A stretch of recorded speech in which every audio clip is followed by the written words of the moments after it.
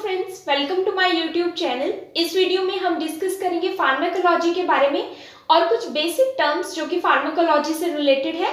So let's start the video. So first of all हम pharmacology को discuss करेंगे। So what is pharmacology?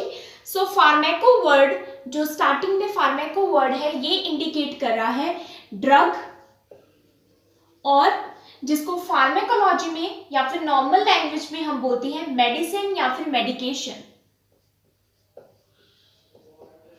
Medicine और medication. सो pharmaco word drug या फिर medicine को इंडिकेट कर रहा है, या फिर फार्मेको का मीनिंग है ड्रग और मेडिसिन और मेडिकेशन। सो ये ड्रग वो एडिक्शन वाला ड्रग नहीं है, दीज आर फार्माक्यूटिकल ड्रग्स। ये फार्माक्यूटिकल ड्रग्स हैं जिनको मेडिसिन कहते हैं। सो ये थेरेप्यूटिक पर्पस के लिए हम यूज करते हैं, पर्सन की वेलबींग को इंप्रूव करने के लिए हम ये ड्रग्स यूज करते हैं। सो फार्मेको का मीनिंग है ड्रग्स, मेडिसिन या फिर medication. Now LOGY, logy word, इसका मीनिंग है, ये किसको इंडिकेट कर रहा है? स्टडी को, study of. So basically pharmacology का मतलब है स्टडी ऑफ ड्रग्स, मेडिसिन्स और medications to improve the wellbeing of person. Pharmacology में हम स्टडी करते हैं किसकी? ड्रग्स की। और ये ड्रग्स किसके लिए यूज किए जाते हैं? पर्सन की वेलबींग को इंप्रूव करने के लिए, उसकी हेल्थ को इंप्रूव करने के लिए। नाउ इसकी जो डेफिनेशन है वो स्टडी कर लेते हैं। सो फर्स्ट डेफिनेशन फार्माकोलॉजी की है, pharmacology is the branch of science. ये साइंस की ब्रांच है जिसमें which deals with the study of drugs. इसमें हम स्टडी ऑफ ड्रग्स करते हैं, या फिर स्टडी ऑफ मेडिकेशन और मेडिसिन, या फिर study of pharmaceutical drugs. Their origin, वो ओरिजिनेट कहाँ से हुए हैं? प्लांट सोर्स से, प्लांट से वो ड्रग्स ली गई हैं, या फिर एनिमल सोर्स से ओरिजिनेट हुई हैं। नेचर, उन ड्रग्स का, उन मेडिसिन का नेचर, उनकी प्रॉपर्टीज क्या है, and most important effects, and उनके इफेक्ट्स क्या हैं हमारी बॉडी पर, उसका क्या इफेक्ट होगा, whether it is human body और एनिमल बॉडी, उस ड्रग का क्या इफेक्ट होगा, और बॉडी का ड्रग के लिए क्या इफेक्ट होगा, बॉडी कैसा रिस्पॉन्स शो करेगी उस ड्रग के लिए। सो this is the first definition of pharmacology. Next definition क्या कहती है? The study of how a drug affects a biological system. इसका मतलब है कि drug biological system, biological system क्या है? हमारी बॉडी, हमारी ह्यूमन बॉडी या फिर कोई एनिमल बॉडी। सो ड्रग का इफेक्ट क्या होगा ह्यूमन बॉडी पर या फिर कोई भी बायोलॉजिकल सिस्टम पर, and how the body responds to the drug. So pharmacology क्या है?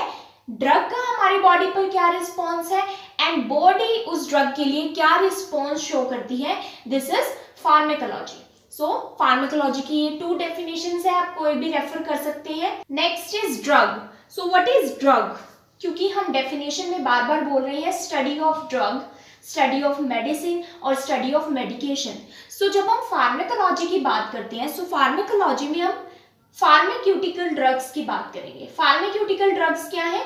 मेडिसिन और मेडिकेशन जो हम किसी वेलबींग को इंप्रूव, उसकी हेल्थ को इंप्रूव करने के लिए यूज करते हैं।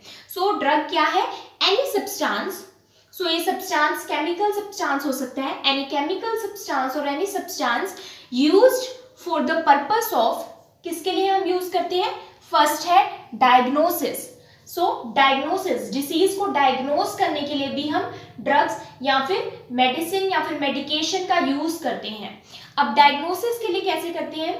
सपोज हम रेडियोलॉजिकल इमेजिनिंग टेस्ट करते हैं। जब हम इमेजिनिंग टेस्ट करते हैं, जैसे कि रेडियोलॉजिकल टेस्ट, सो उसमें हम कई बार डाइस का यूज करते हैं। सो वो डाइस क्या है? ड्रग्स है, केमिकल सब्सटेंस है।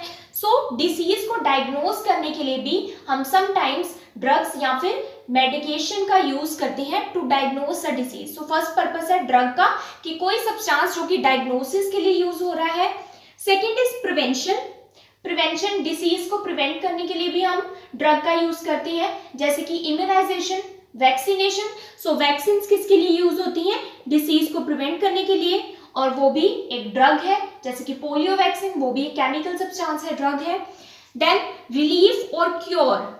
सो रिलीफ और क्योर या फिर ट्रीटमेंट ऑफ डिसीज के लिए भी हम ड्रग का यूज करते हैं। बहुत सारे ड्रग्स हैं, जैसे कि anti diabetic drug, anti tuberculosis drugs, antibiotics, anti cancerous drug. So ये सारी ड्रग्स रिलीफ के लिए और क्योर के लिए, अल्टीमेटली ट्रीटमेंट ऑफ डिसीज के लिए यूज की जाती है, वेदर इन मैन और एनिमल, मैन और एनिमल दोनों में यूज की जाती है।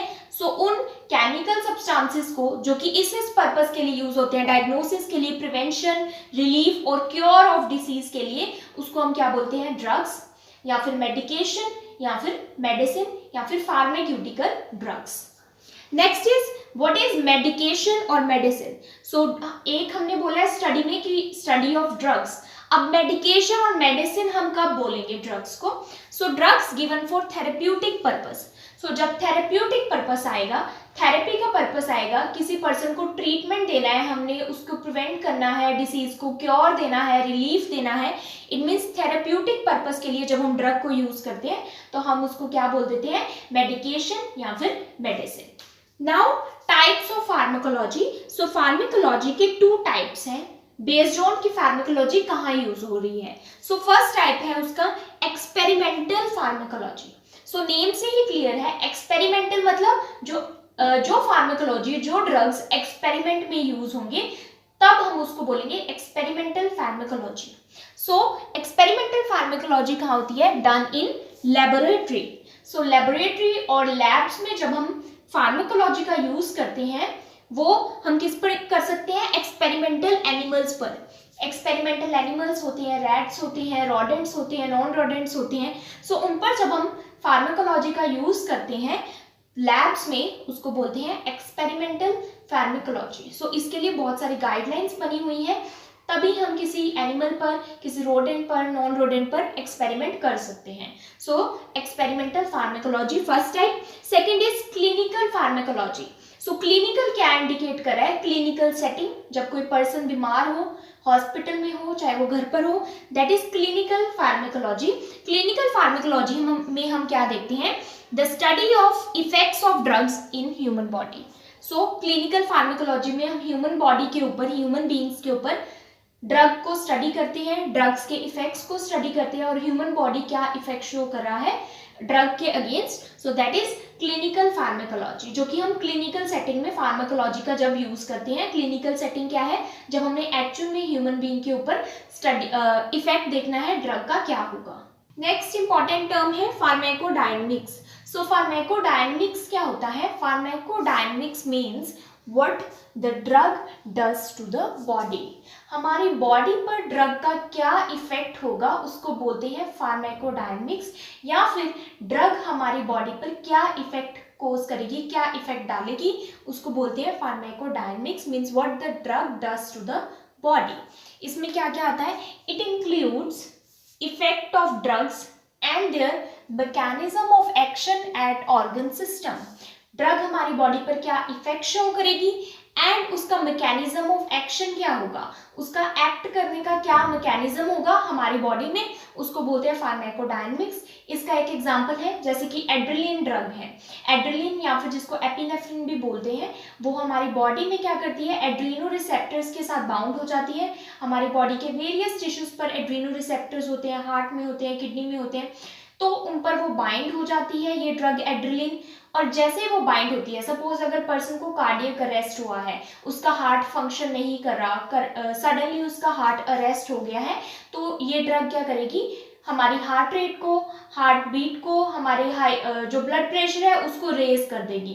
सो क्या करेगी, कार्डियक स्टिमुलेशन करेगी कार्डियक अरेस्ट पेशेंट में। सो क्या समझे इससे कि एड्रेनलिन ड्रग हमारी बॉडी में उसने जाकर क्या इफेक्ट शो किया। सो एड्रेनलिन ने हमारी बॉडी में जाकर कार्डियक स्टिमुलेशन कोज की।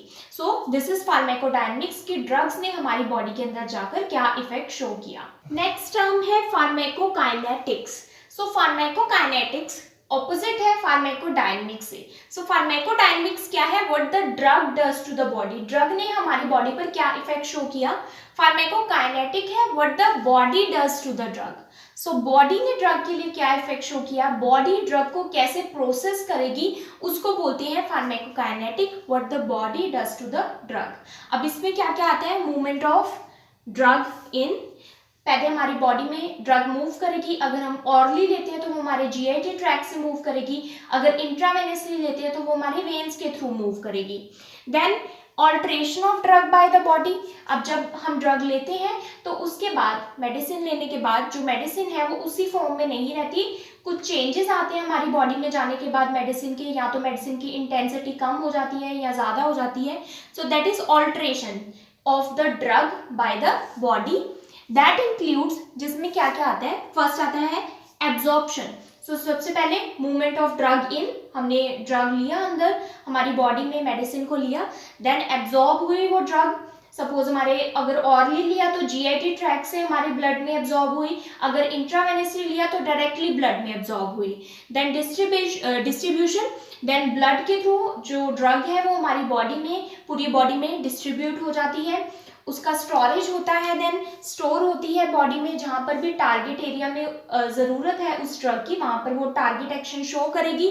देन बायो ट्रांसफॉर्मेशन या फिर मेटाबॉलिज्म, जो कि लीवर में होता है, मेटाबॉलिज्म भी ड्रग का ज़रूरी है ताकि वो ईजिली हमारी बॉडी से एक्सक्रीट हो जाए। देन अल्टीमेटली बॉडी से ड्रग क्या हो जाती है, एक्सक्रीट हो जाती है, excretion of drug. So metabolism mainly कहाँ होता है, हमारे लीवर में होता है, एक्सक्रीशन हमारे मेनली किडनी से होता है, देन हमारे जीआईटी ट्रैक्ट से भी होता है फीसिस के थ्रू, एंड देन कुछ इनहेलेशन ड्रग्स होती हैं जो कि हमारे लंग्स से भी एक्सक्रीट होती हैं, कुछ स्किन से भी होती हैं। सो एक्सक्रीशन हो जाता है अल्टीमेटली। सो हमारी बॉडी ने ड्रग को कैसे प्रोसेस किया, हमारी बॉडी ने पहले ड्रग को इनसाइड लिया, मूवमेंट इन, हमने ड्रग को इनसाइड हमारी बॉडी में इंसर्ट किया, फॉर एग्जांपल एडमिनिस्टर कहाँ से किया, जीआईटी से किया या फिर इंट्रावेनसली किया, इंट्रामस्कुलरली किया। So this is movement of drug inside the body. Then absorb हुई ड्रग, सो ये हमारी बॉडी ने एब्जॉर्ब किया ड्रग को, सो बॉडी ने इफेक्ट शो किया ड्रग के लिए। देन डिस्ट्रीब्यूट हुई, स्टोर हुई, बायो ट्रांसफॉर्मेशन हुई एंड एक्सक्रीशन हुई। सो ये क्या हुआ कि बॉडी ने कैसे प्रोसेस किया ड्रग को, what the body does to the drug. इसका एग्जांपल क्या है, पैरासीटामोल, पीसीएम। सो पैरासीटामोल का क्या फंक्शन है, एनाल्जेसिक है, पेन किलर है, एंटी इन्फ्लामेटरी है, इन्फ्लामेशन को रिड्यूस करती है, और एंटीपायरेटिक है, फीवर को भी रिड्यूस करती है। सो पैरासीटामोल ने जब हमने ओरली लिया, ऑरली एडमिनिस्टर किया माउथ से, तो वो जीआईटी ट्रैक्ट में एब्जॉर्ब होने में hardly 30 minutes to 1 hour, 30 minute to 60 minutes में वो कम्प्लीटली एब्जॉर्ब हो जाती है। उसके बाद वो डिस्ट्रीब्यूट होती है हमारी बॉडी से, देन लीवर उसको मेटाबोलाइज करता है, बायो ट्रांसफॉर्म करता है, एंड देन वो हमारे किडनीज या फिर जीआईटी ट्रैक्ट के थ्रू एक्सक्रीट हो जाती है। सो this is pharmacokinetics which is completely opposite to pharmacodynamics. Pharmacodynamics में हम ड्रग के बारे में पढ़ते हैं कि ड्रग ने हमारी बॉडी पर क्या इफेक्ट शो किया, फार्माकोकाइनेटिक में हमारी बॉडी ने ड्रग के लिए क्या इफेक्ट शो किया।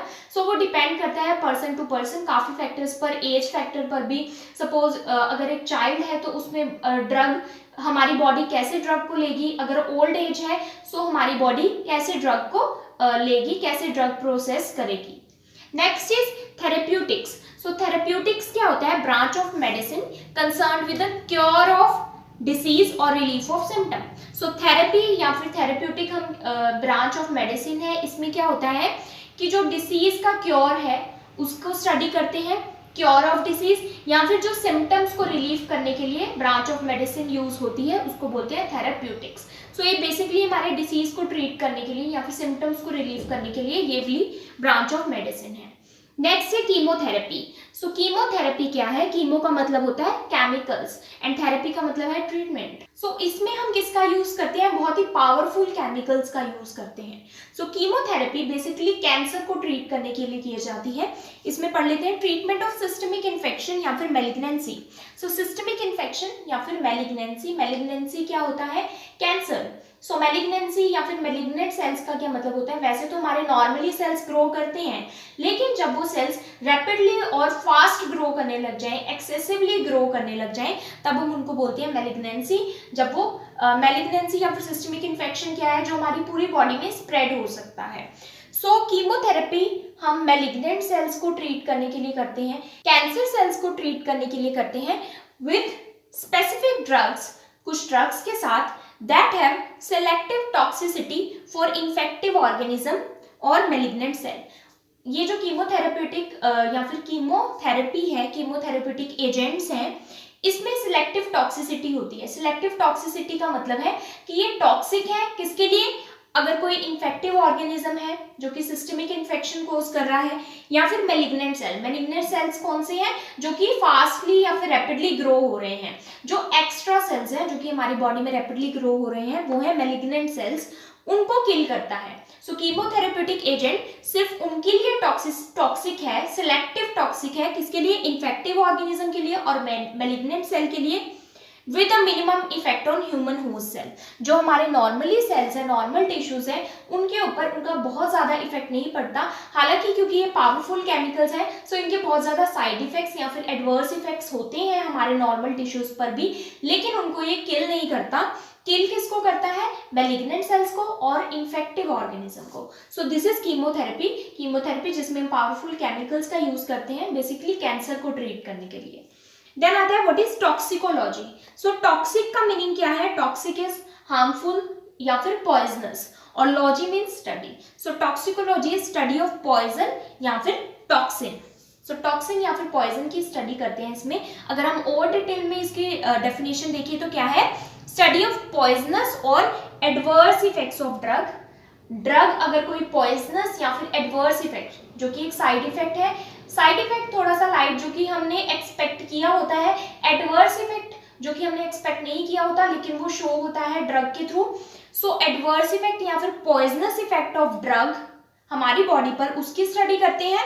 And the practice of diagnosing and treating exposure to toxins. So इसमें हम और क्या देखेंगे, हम डायग्नोज करेंगे कि हमारी बॉडी में टॉक्सिन्स है या नहीं है, उन टॉक्सिन्स को डायग्नोज करेंगे एंड उनको ट्रीट भी करेंगे। So toxicology is concerned with not only the study of poison या फिर study of toxin, but also the poisonous और adverse effects of drug on the body and the practice of diagnosing, उस diagnose भी करना toxin को हमारी body में है या नहीं, and treating exposure to toxin, अगर टॉक्सिन से हमारा एक्सपोजर हो गया सो उसको ट्रीट भी करना। So this is toxicology. Next terms are agonist and antagonist. So agonist and antagonist दोनों ऑपोजिट टर्म है। सो फर्स्ट हम एगोनिस्ट के बारे में पढ़ेंगे। सो एगोनिस्ट क्या होता है, an agonist binds to a receptor. Agonist receptors के साथ बाइंड होकर एक्टिवेट्स रिसेप्टर, उन रिसेप्टर्स को एक्टिवेट कर देते हैं and produce a biological response, और बायोलॉजिकल रिस्पॉन्स शो करते हैं। इसका एग्जांपल है ओपियोइड्स। सो ओपियोइड्स एडिक्शन के लिए यूज होता है, वैसे तो ये मेडिसिन में भी यूज होता है लेकिन कुछ पर्सन इनको एज एन एडिक्शन यूज करते हैं। सो ओपियोइड्स जैसे कि मोर्फिन, ये क्या करते हैं, हमारे सेंट्रल नर्वस सिस्टम में रिसेप्टर्स प्रेजेंट होते हैं।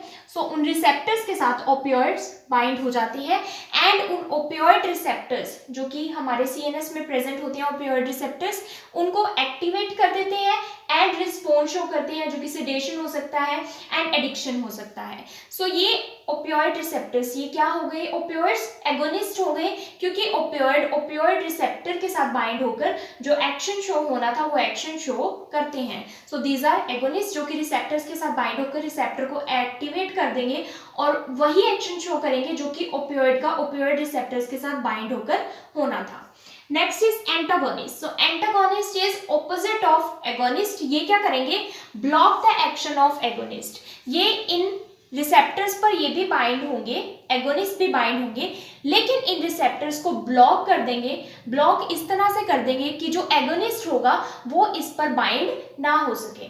सो एगोनिस्ट हमारा क्या है, ओपियोइड, और एंटागोनिस्ट हमारा क्या होगा, नैलोक्सोन। सो नैलोक्सोन ओपियोइड एडिक्शन को ट्रीट करने के लिए दिया जाता है।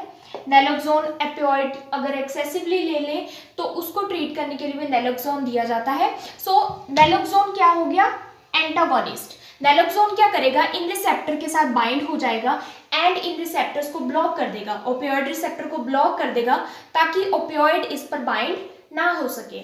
सो ओपियोइड इज एगोनिस्ट जिससे रिसेप्टर के साथ बाइंड होना था, नैलोक्सोन इज एंटागोनिस्ट जो उसका ऑपोजिट एक्शन शो करेगा, उन रिसेप्टर्स को ब्लॉक कर देगा एंड ओपियोइड को उनके साथ बाइंड नहीं होने देगा। नेक्स्ट इज एंटागोनिस्ट में ही आता है इनवर्स एगोनिस्ट। सो एंटागोनिस्ट का एक टाइप है इनवर्स एगोनिस्ट। क्या होते हैं, that bind to the same receptor as an agonist but induces a pharmacological response opposite to that of the agonist. Inverse agonist भी इन रिसेप्टर्स के साथ बाइंड होते हैं, इस तरह से बाइंड होते हैं जैसे एगोनिस्ट बाइंड होता है। उसी तरह से जैसे एपियोइड बाइंड हुआ है, इनवर्स एगोनिस्ट भी बाइंड हो जाएंगे रिसेप्टर के साथ, लेकिन जो एक्शन है वो क्या शो करेंगे, ऑपोजिट एक्शन शो करेंगे।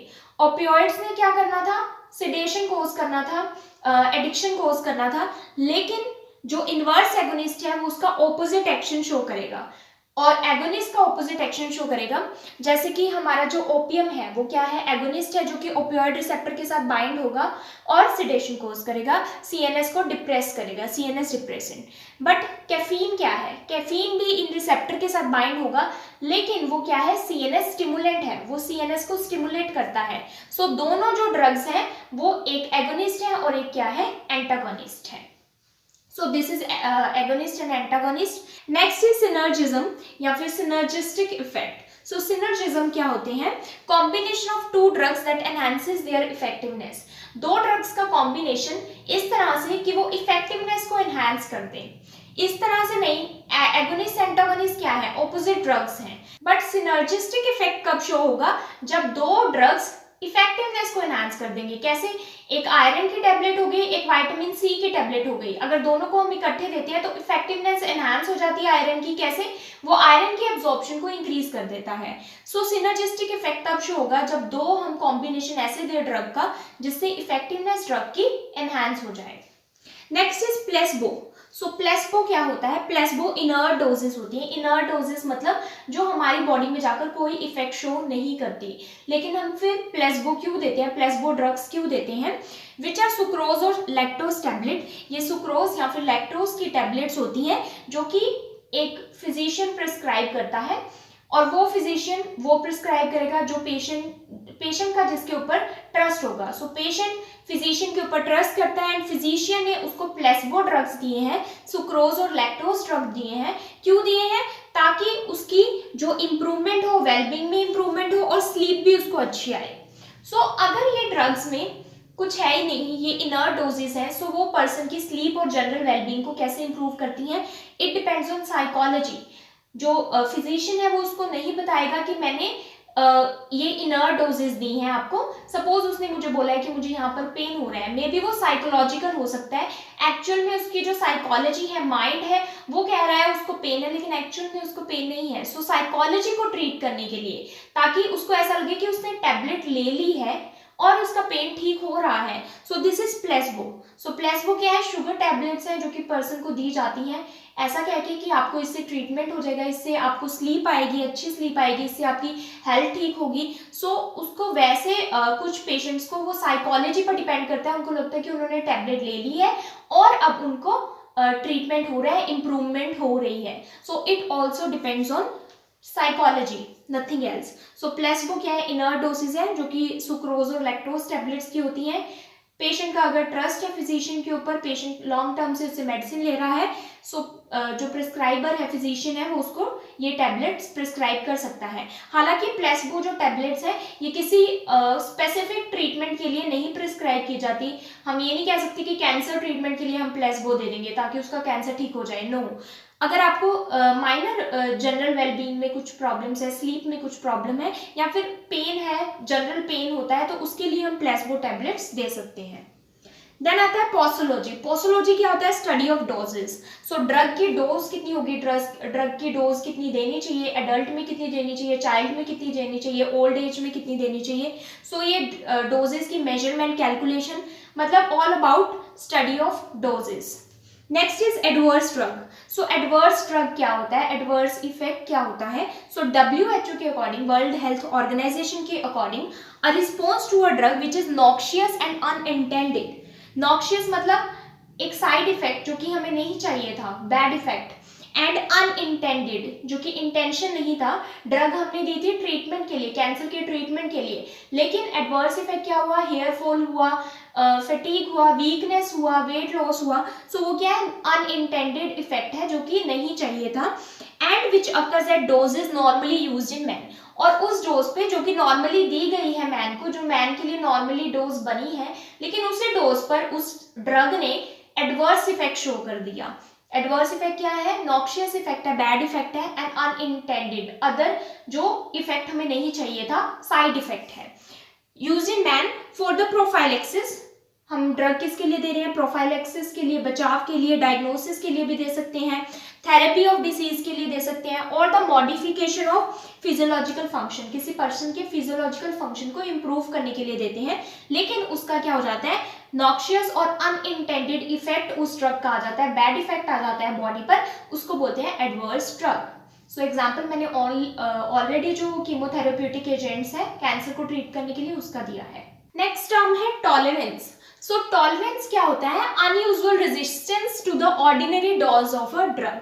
सो ऑर्डिनरी डोज जो नॉर्मली हम डोज ले रहे थे उसके लिए रेजिस्टेंस डेवलप कर देती है बॉडी, अब उसके लिए बॉडी इफेक्ट शो नहीं करती। सो ये कब होता है, अगर आप रेगुलरली किसी अमाउंट को ले रहे हैं, किसी डोज को ले रहे हैं, सपोज आप अल्कोहल ले रहे हैं, सो सपोज आप रोज 2 पैग्स ले रहे हैं अल्कोहल की, लेकिन कुछ टाइम के बाद क्या होगा, बॉडी उसके लिए टॉलरेंस डेवलप कर लेगी, उसके लिए रेजिस्टेंस डेवलप कर लेगी, 2 पैग से इफेक्ट शो नहीं होगा बॉडी पर अल्कोहल का, तब आपको हायर डोज चाहिए होगी अल्कोहल की इफेक्ट शो करने के लिए बॉडी पर। सो इसको बोलते हैं tolerance. So tolerance usually alcohol का, मॉर्फिन का हमारी बॉडी में डेवलप हो जाता है। जितना अमाउंट हम लेते थे यूजुअली अल्कोहल या मॉर्फिन का, उसके लिए बॉडी रेजिस्टेंस शो करने लग जाती है, उसके लिए बॉडी टॉलरेंस शो करने लग जाती है, एंड तब हमें उसका हायर डोज या फिर ज्यादा अमाउंट चाहिए होता है बॉडी पर इफेक्ट शो करने का, इसको बोलते हैं tolerance. Next is teratology. So teratology क्या होता है, स्टडी ऑफ हार्मफुल इफेक्ट्स और या फिर harmful effects of drugs on fetus या फिर एम्ब्रियो पर ड्रग्स का क्या हार्मफुल इफेक्ट्स पड़ता है उसकी स्टडी को बोलते हैं टेरेटोलॉजी। सो इसमें जो ड्रग्स आती है मोस्टली जो फीटस के लिए हार्मफुल होती है, फेनेटोइन होती है, लिथियम होती है, एंड मैनी ड्रग्स होती हैं जो कि फीटस के लिए हार्मफुल होती हैं, इसलिए मदर को बहुत कम ड्रग्स लेने को बोला जाता है, अननेसेसरी ड्रग्स मदर को नहीं दिए जाते। सो this is teratology. If you understood this video, please like, subscribe and share my channel. Also do support women empowerment. Stay tuned for next videos. Thank you for watching.